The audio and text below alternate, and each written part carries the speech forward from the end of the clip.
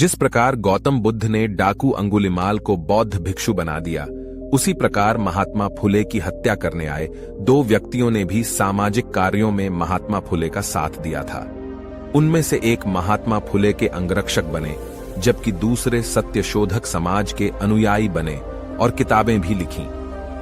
महात्मा फुले ने अपना जीवन महिलाओं, वंचितों और शोषित किसानों के उत्थान के लिए समर्पित किया था।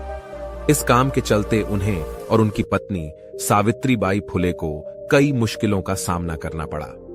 रूढ़िवादी समाज उन पर ताने मारता था और गाली गलौज भी किया करता था। कुछ लोगों ने उन पर गोबर भी फेंका, लेकिन फुले दंपति ने अपना काम नहीं छोड़ा। इन विरोधों का कोई असर न होते देख कुछ लोगों ने फुले को मारने के लिए दो हत्यारों को भेजा। फुले दंपति दिन का काम पूरा करने के बाद आधी रात को आराम कर रहे थे। अचानक नींद टूटने पर मंद रोशनी में दो लोगों की छाया दिखी। ज्योतिबा फुले ने जोर से पूछा कि तुम लोग कौन हो? एक हत्यारे ने कहा, हम तुम्हें खत्म करने आए हैं, जबकि दूसरा हत्यारा चिल्लाया, हमें तुम्हें यमलोक भेजने के लिए भेजा गया है।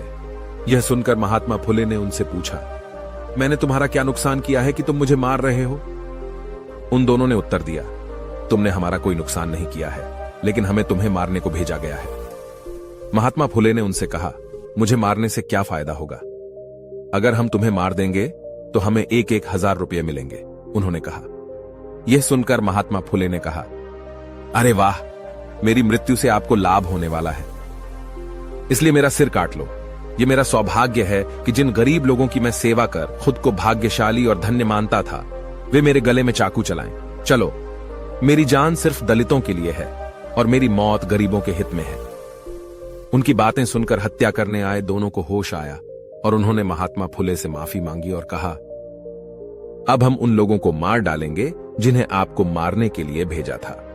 इस पर महात्मा फुले ने उन्हें समझाया और यह सीख दी कि बदला नहीं लेना चाहिए। इस घटना के बाद दोनों महात्मा फुले के सहयोगी बन गए। उनमें से एक का नाम रोड़े और दूसरे का नाम था पनढोंडीराम नामदेव। यह पूरा घटनाक्रम धनंजय कीर द्वारा लिखित महात्मा फुले की बायोग्राफी में दर्ज है। इस कहानी को पढ़ने के बाद कोई भी आसानी से समझ सकता है कि 4 या 5 वाक्य बोलने से किसी का जीवन पर आया संकट कैसे दूर जा सकता है। लेकिन फुले की पूरी जीवनी पढ़कर पता चलता है कि ये 4-5 वाक्य उनके पूरे जीवन का सार हैं। उन्होंने न केवल उन वाक्यों को बोला, बल्कि जीवन भर उन्हीं शब्दों को जिया है। महात्मा फुले ने न केवल शोषितों के लिए अपना जीवन लगा दिया, बल्कि उनके विचार आज भी समाज का मार्गदर्शन करते हैं। महात्मा फुले के निधन को 132 साल हो चुके हैं, लेकिन उनके विचारों में अभी भी ताजगी बनी हुई है। महात्मा फुले एक मानवतावादी विचारक थे, लेकिन साथ ही वे एक दूरदर्शी कृषि विशेषज्ञ भी थे। विशेषज्ञों का मानना है कि अगर हम उनके विचारों के आधार पर कदम उठाएं तो देश की कृषि समस्याओं का समाधान किया जा सकता है।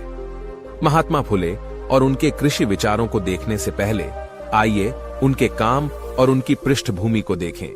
शिक्षा के महत्व को पहचानने वाले फुले। विद्या बिना मति गई, मति बिना नीति गई, नीति बिना गति गई, गति बिना वित्त गया, वित्त बिना शूद्र गए। इतने अनर्थ एक अविद्या ने किए महात्मा फुले ने जीवन में शिक्षा के अभाव से पड़ने वाले प्रभाव को रेखांकित करते हुए ये पंक्तियां शेतकर्यांचा आंसूड़ यानी किसानों का कोड़ा नामक किताब में लिखी हैं।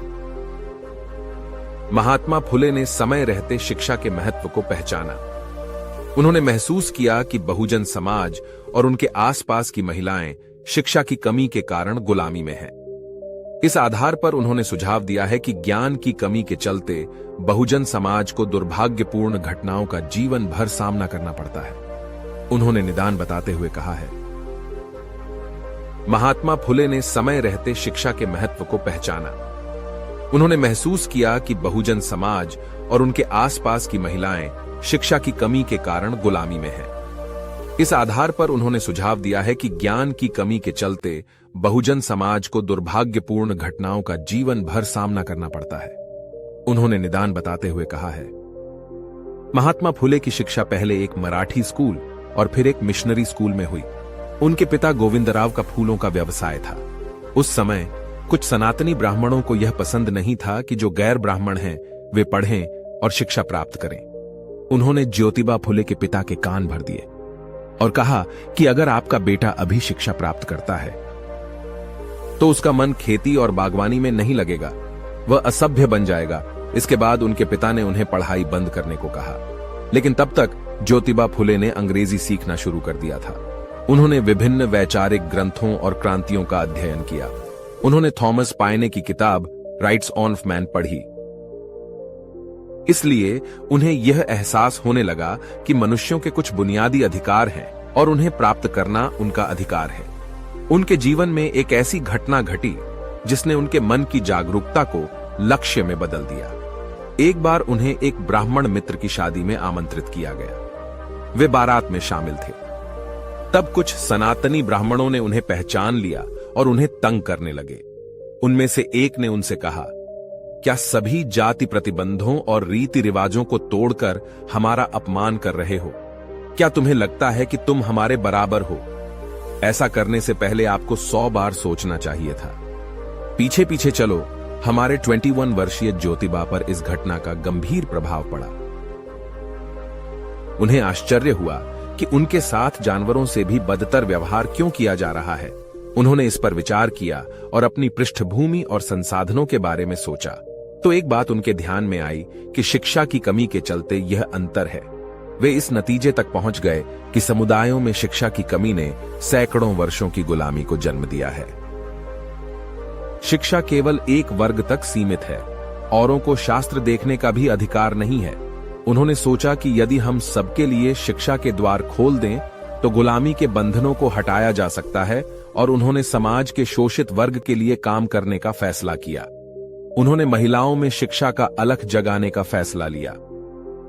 महात्मा फुले ने महिलाओं को शिक्षित करने का कार्य क्यों किया, इस बारे में उन्होंने जो कहा उसका विवरण कुछ इस तरह है। वे कहते हैं, सबसे पहले महिला स्कूल ने मेरा ध्यान खींचा। मेरे ख्याल से महिलाओं के लिए स्कूल पुरुषों से ज्यादा अहम थे। इस विचार के मुताबिक महात्मा फुले ने अपने सहयोगियों के साथ 1848 में पुणे के भिडेवाड़ा में एक लड़कियों के स्कूल की शुरुआत की। पुणे रूढ़िवादी लोगों का गढ़ था। जब उन्हें पता चला कि यहां लड़कियों के लिए एक स्कूल की स्थापना की गई है और यहां बहुजन वर्ग की लड़कियां भी आ रही हैं, तो वे स्कूल बंद करने की धमकी देने लगे।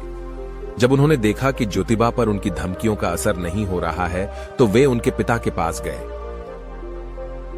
इन लोगों ने ज्योतिबा के पिता से कहा कि या तो बेटे को रोक लो, नहीं तो तुम लोगों को यहां से निकलना होगा। ज्योतिबा के पिता ने उनसे कहा कि या तो घर छोड़ दो या स्कूल बंद कर दो। इसके जवाब में ज्योतिबा ने कहा, मैं स्कूल बंद नहीं कर सकता। हालांकि वित्तीय कठिनाइयों के चलते उन्हें स्कूल बंद करना पड़ा,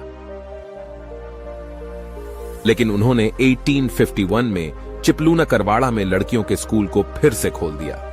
इस स्कूल की शुरुआत 8 लड़कियां से हुई और कुछ ही दिनों में इनकी संख्या बढ़कर 48 हो गई।